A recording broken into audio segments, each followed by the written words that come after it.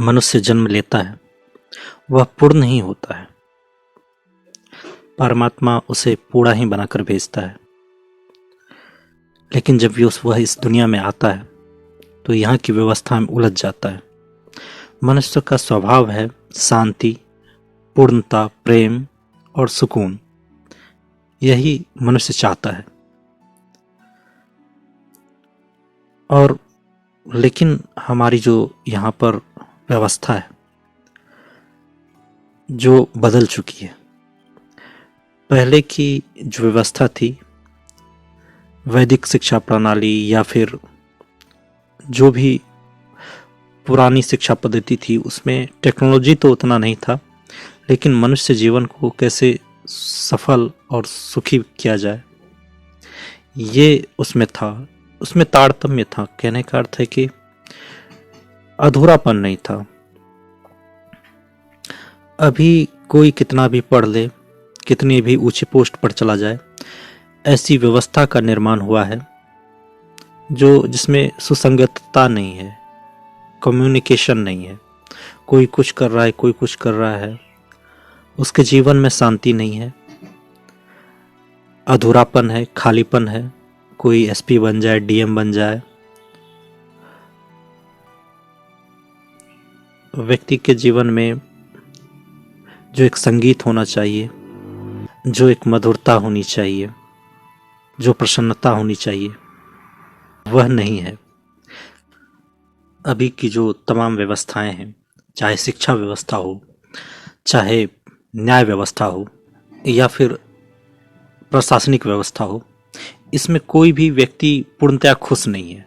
सभी अपने काम से परेशान हैं। कारण कि उसमें बनाया ही इस प्रकार से गया है कि काम करते हुए व्यक्ति दुखी हो जाए। प्राचीन समय में व्यक्ति के शारीरिक, मानसिक, सामाजिक और आध्यात्मिक सभी पहलुओं का ध्यान रखा जाता था।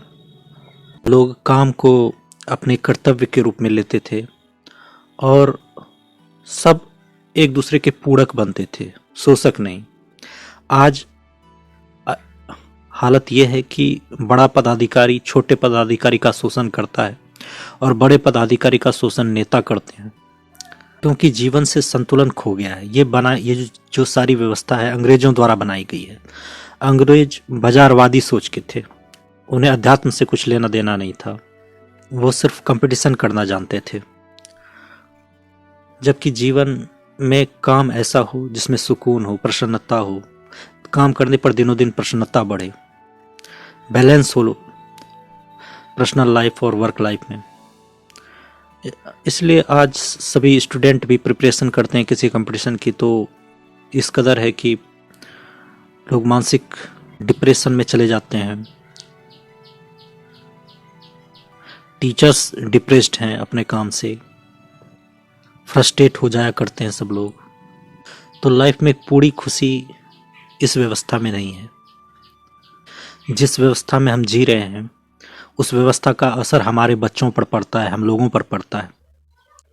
10 लोग दुखी रहेंगे, वहां आप बैठोगे तो आप भी दुखी हो सकते हो। इसी तरह समाज यदि सुखी रहेगा, शांत रहेगा, प्रसन्न रहेगा, तो अनायास ही यहाँ के लोग भी प्रसन्न रहेंगे।